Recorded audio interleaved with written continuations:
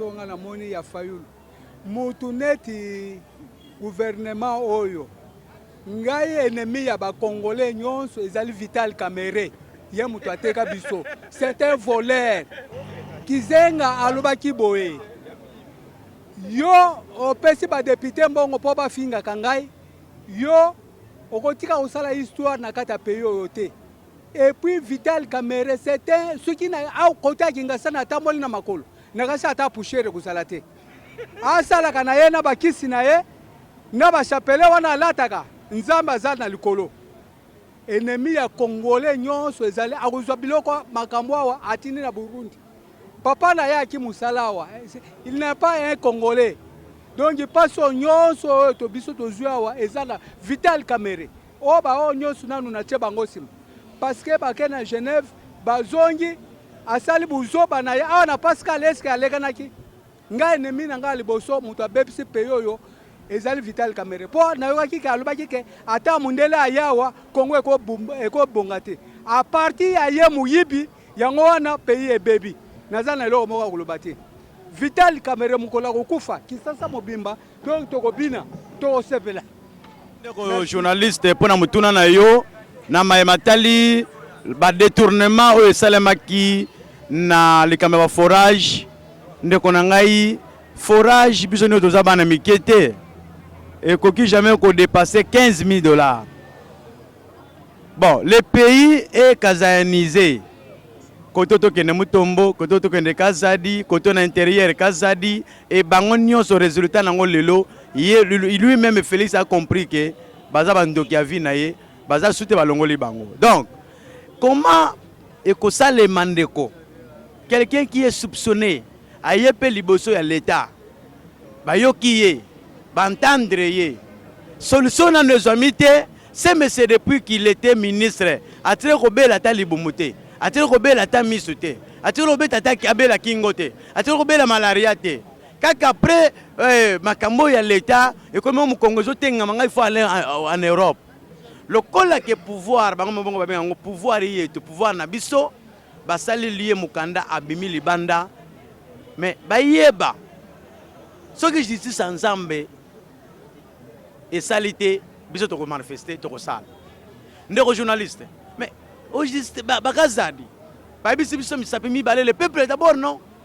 Comment peut-il kozwa tellement Congolais zolandangai bato bazana mukimtema ya batute forage de 15,000 euros ko kozala balongoli yango un forage à $290,000 et nous salaki $380 millions. Soda na este azozanga $100 azozanga eloko kolia ba déplacer de guerre bazozanga eloko kolia. Mais voilà l'argent mbongo ezobima et pas bandeko ya le peuple d'abord bana UDPS ba le peuple d'abord. Vous avez compris que le peuple d'abord est suspendu et puis est disparu. Voilà aujourd'hui c'est le cas d'abord. Kazadi Lelo avec 380 millions, nous demandons à la justice congolaise de poursuivre ces messieurs. Parce que c'est la biso tambongo na biso. Ata bo libérer mutu na bino, bo libérer bandeko na bino.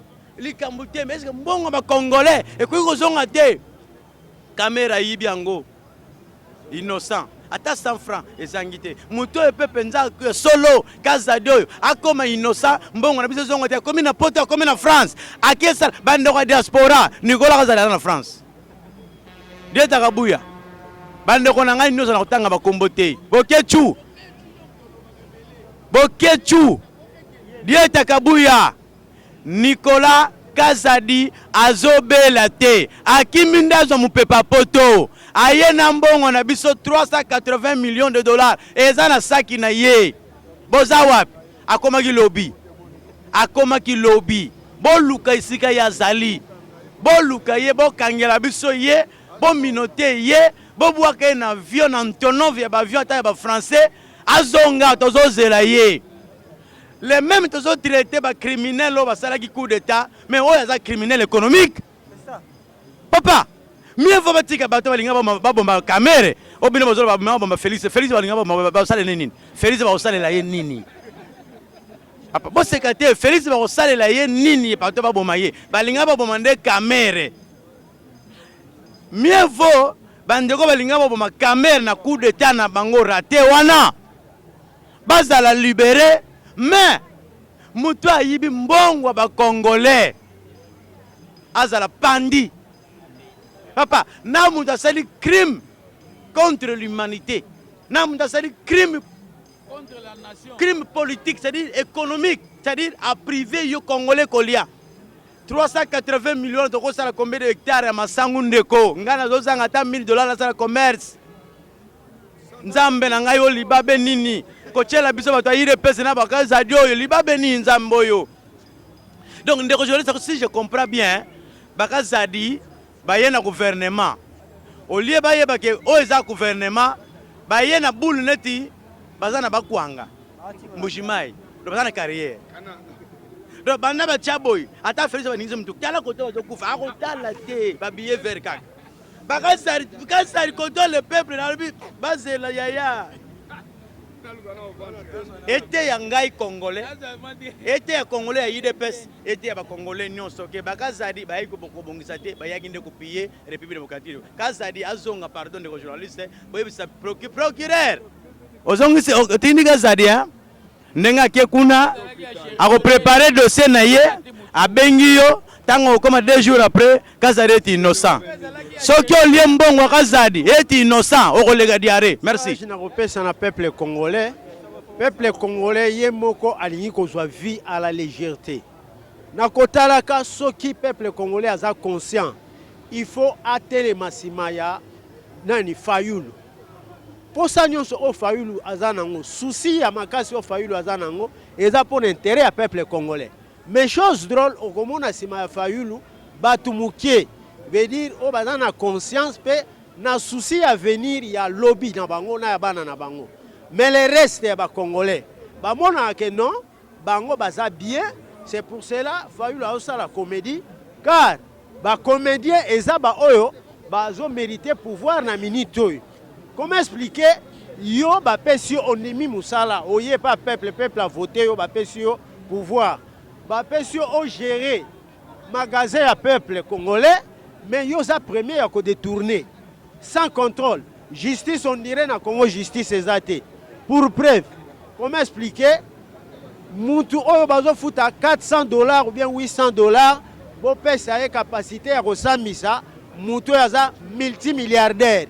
Est-ce que a kosambisa ye mutu yaza déjà na bamongo ebele soki apesi ye admettons $1 million ye koto azwaka $800 a kosambisa ye ba libertinage wana nyonso eza à partir ya négligence ya peuple congolais ba repesa aux responsabilités au lieu assumer en normalité au lieu ko zwa biloko nyonso à la légère.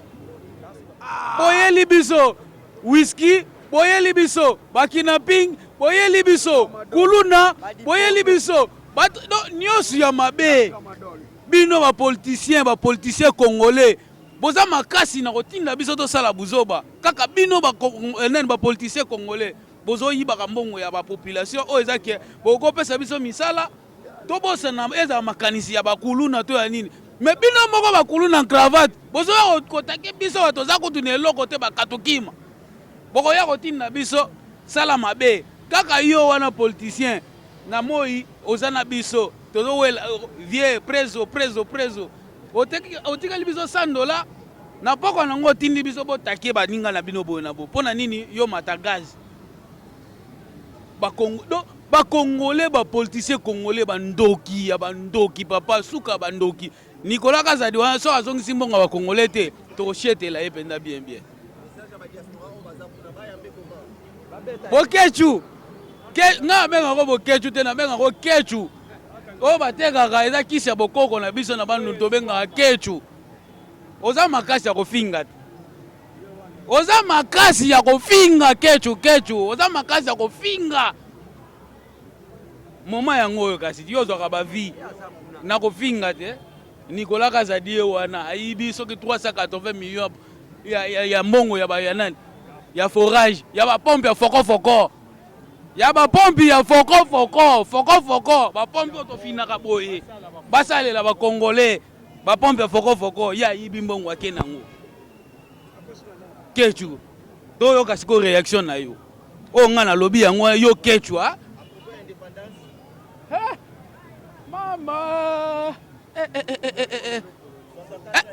Papa, est-ce que na mboko besoin d'indépendance? Na mboko pe na bino besoin d'indépendance. Ah. Mais ça n'a regret. Na mboko to na besoin d'indépendance. Besoin d'indépendance. Et ça là qui a combo sur nous indépendance. Politiquement, physiquement, mentalement, et l'autre côté. Et l'autre côté. Transport, non, il y a indépendance, il y a les lots sont 50 d'indépendance. Tout le monde a dit Pascal, ça fait combien, papa? 6 000. Si vous avez indépendance, vous avez évolué, vous avez soit total pembeni ao yaya toyoka ka siloga batata kale zaki kin la belle melelo mama oyo kini poubelle te me fulu suka ya ba fulu salité ndo moko to lobeza te salité o indépendance ya banani ya komba batata kala ti lelo indépendance na Congo to zo na biso te tina indépendance wapi yango tina ngo indépendance ya bilamba kala o balataka baso nano uele sérieux ah pe banda chilomba kota ezala défilé o ezala ke pesa ka lokumu ya armée to mona yango te armée bayebaka force ya armée na défilé tant babimisaka biloko ezake o lakisi ke to sombaki pendant autant de mois ou bien autant de l'année na fin ya nani ya indépendance na bino.